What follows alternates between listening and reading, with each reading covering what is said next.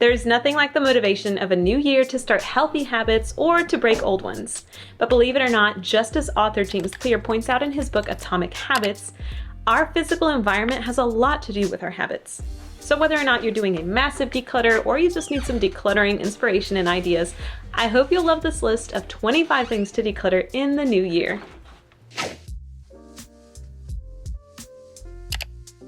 So first up, let's head to an area that hopefully you haven't used too much of, and that is to check for expired first aid kit supplies. And while you're at it, also check for duplicate items. Like, do you really need 3 pairs of gauze scissors? And then also make a note to replace anything that's broken, because you don't want to realize that your thermometer no longer works when you actually need it. Along those lines, number 2 is expired medicines, or medicines that you've tried but didn't actually work for you. For example, my husband has tried a few different back creams for his chronic back pain, but he's always come back to his magnesium one, which tends to work for him. It's become like his holy grail cream. So there's really no point in keeping all the others that have not worked for him. If you have expired medicines, by the way, most pharmacies will dispose of them for you, so check with your local pharmacy. Number 3 is books that you've never read or books that you have read, but you're probably not going to read again. I get it. This one can be tough because books have immense value. I mean, it's someone's hours and hours and hours of work and knowledge condensed into one print. But if you struggle with letting go, what I personally love to do is to donate them to my local library. This way, I know that they're going to be somewhere where other people can enjoy them, and if I were to want to read them again, I can just check them out from my library. Number 4 is a powerful one, and it's subscriptions that don't align with your goals. Many of you will know by now that I don't have any other social media except for YouTube. And recently, I did a whole purge on my phone, and I deleted my YouTube Studio app, Spotify, my Amazon, and I just cleaned up my phone completely. For me, going forward into the new year, one of my goals is to be less attached from my phone. And one of the ways that I can do that is to remove that convenience of having it all with me all the time. So for example, if you struggle with shopping, then cancel your store subscriptions. If you struggle to eat healthy and eating healthier is a goal for you, then get rid of those fast food coupon emails. Only you know what is a goal for you, but actually take a moment to think about this one. It can be so powerful. Number 5, unwanted gifts. This past year, I had a friend breakup that I never saw coming. And something that I learned is that if you try to please others, you're still going to disappoint people. I used to be such a people pleaser, always worrying about what others thought and being so afraid to disappoint people. And ironically, that got me into more issues. So now, if someone gives me a gift of value, and I'm thinking of donating it, I may actually face them and be honest and offer it back just in case they might want it back, or I'll go ahead and find it a loving home. And if they ask, I feel no shame in admitting that I found that item a more suitable owner. 2025 or 2026 or whatever year you find yourself watching this video is not the year for you to be feeding superficial friendships. The people that actually love you will understand. And if you've received some unwanted gifts, then give yourself the permission to let go and release that fear. And before we continue to the next one, my question for today is, what is that area that you're wanting to declutter the most? Let me know in the comments below. Okay, so number 6 is items that cannot be repaired. Sometimes it can be tempting to toss or replace something that's broken.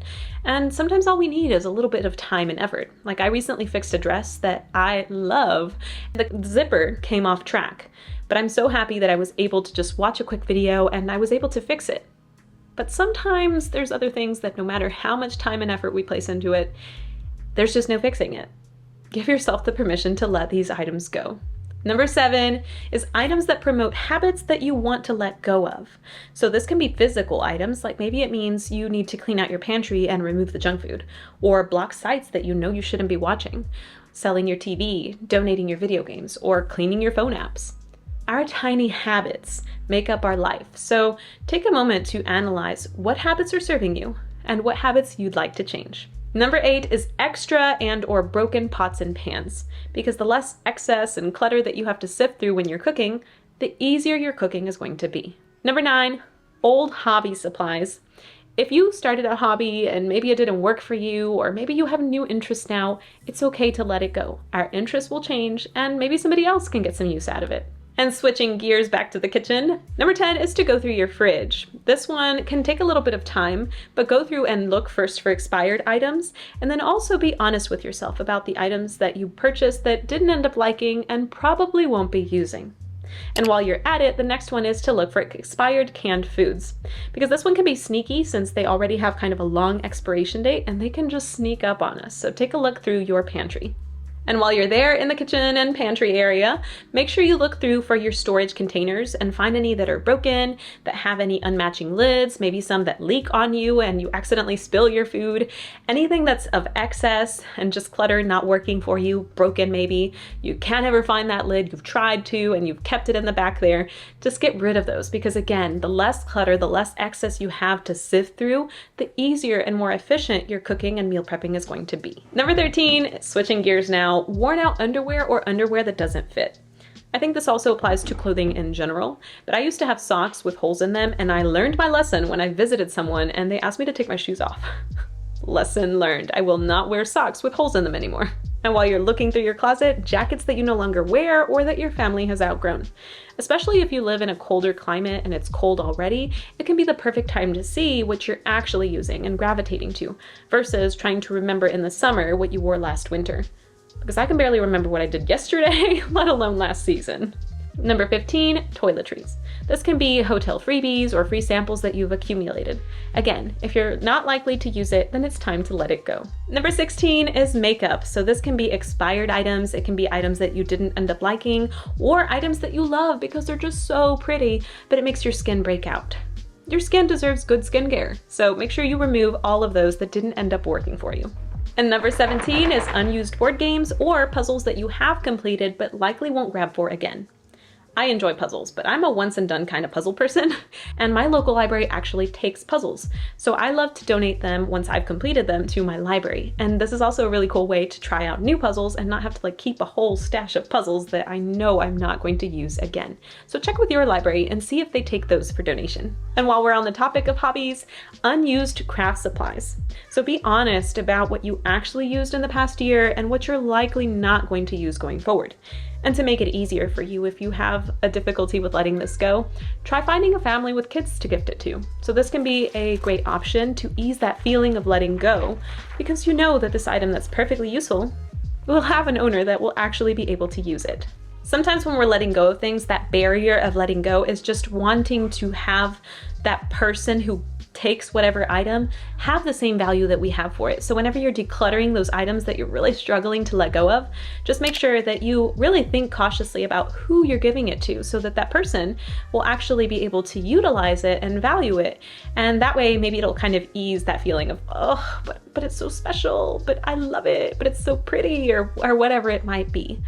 I've found this to be immensely helpful. It's just finding the item a good home. It eases that feeling of letting go. And then you don't have that difficulty anymore. You actually enjoy letting go because you realize that means that greater things will come for you and that you have the things that you enjoy in your home. You deserve a space that you love. Number 19, your phone. This one honestly is one that can be so dreaded because it can take so much time. I recently deleted a lot of apps on my phone to make it mostly basically work and necessary purposes. But you can declutter your old photos, old contacts that you don't need anymore, your notes section, or maybe you're like my husband and you realize you go through your messages section and you have messages, random messages, from like 3 years ago that are just basically taking up space on your phone. So go through your phone and actually take some time to clean it up. And who knows, maybe you'll end up having more space for memories that you'll capture in the future. And number 20 is your schedule. For some reason, I thought that working from home and being a homeschool mom, I would have so much time on my hands. Yeah, now that my kids are involved in sports and other activities, and I myself have taken on weight training and some other volunteer commitments, I definitely see the importance of just being upfront when my yes is yes and my no is no. Because if you don't respect your time, nobody else will. Number 21, paper clutter. This is your call to digitize your files. And if you don't own a scanner, you can use apps online like iScanner. It can seem like a daunting task, but you will feel so much better once it's all said and done, setting you up for an organized, positive start for the new year. And while we're on the stuff that we can't see but does definitely affect us, email subscriptions. Okay, so you get that free pastry on your birthday or the occasional discount coupon. But for many of us, constantly signing up for these store emails for whatever discount only feeds into that cycle of buying, only to declutter, only to buy, only to declutter all over and over and over again. And it's normal to have to declutter because our needs and our interests change. But hopefully, by deleting these subscriptions, these like emails and coupon signups and all these things, we'll eliminate that temptation and it will make our purchases a lot more intentional. Number 23 is a bit of a random one that can kind of encompass a whole lot of other items, and it's items that make you spend more by having them. So if you're on a tight budget, consider getting rid of the things that require you to make more purchases. So I'm not saying get rid of your dog because your dog makes you spend more, but smaller items that don't really mean a whole lot to you, that you're constantly buying just because. So maybe your plug-in air freshener, or swapping your disposable batteries for reusable ones. And if you're interested, by the way, in that topic, I do have 2 separate videos where you can basically swap out disposable options for the reusable, saving you money, saving you space, saving you time going back and forth to the store. So just to give you some more ideas, because like I said, this can be a whole entire list of its own. I'll leave those videos linked in the description box below if you're interested in that. Number 24, random yard junk and clutter. Now that we have a puppy, we've had to go through the yard and just look for any kind of random clutter, any mess that our puppy can get into or break or get hurt with. So for you, this might be, do you have any broken or extra pots? A broken hose that maybe you need to fix or replace? Go through your outdoor space and declutter it too. And especially your front entrance, because it's the first thing that you see when you come home. So make it inviting. And finally, number 25 is not a thing, but it's oh so powerful, and it's your negative thoughts. So maybe you've been carrying some baggage, resentments, regrets. I personally love free flow writing. It's a way that I can release on paper what I'm feeling, especially when I'm confused, but also a way to write down the things that I'm grateful for, what I worry about, or just what I'm thinking in general. And it helps me to learn a lot more about myself. I have a separate video all about different journaling prompts if you haven't ever journaled and you want to get into a journaling practice. But a journal prompt that I have absolutely loved, and I believe it's from Jim Rohn, I may be mistaken, so please correct me if I'm wrong. His formula is to basically sit quietly and reflect on 10 things that you're grateful for, sending love to 3 people that are bothering you, and then just sit silently or in prayer for 3 to 5 minutes asking for guidance. The value in this is threefold. So on one hand, you're allowing yourself to see that no matter what situations you might be facing, there's still something to be grateful for, priming yourself for positivity and making you an overall more positive, more grateful person so that you can see possibilities, because oftentimes it's the way that we perceive things that we see those opportunities. We are faced with opportunities all the time, but we might not see them if we're constantly focusing on the negatives. So it primes yourself for positivity. It also allows yourself a chance to release and let go of whatever resentments or anger or those sorts of feelings that you might be feeling, which are honestly only hurting you, not the other person. And then lastly, it gives you a chance to slow down and reflect, because a lot of our society is just go, go, go, do. So just give yourself that time, try it out, let me know how it works for you. I've absolutely loved this journal prompt. But friends, at the risk of ranting and making this like an hour-long video, we could easily make this a 100 items to declutter. But I'd love to know what ideas you have, so let me know in the comments below.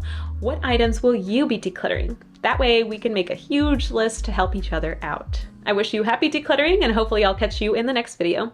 Bye!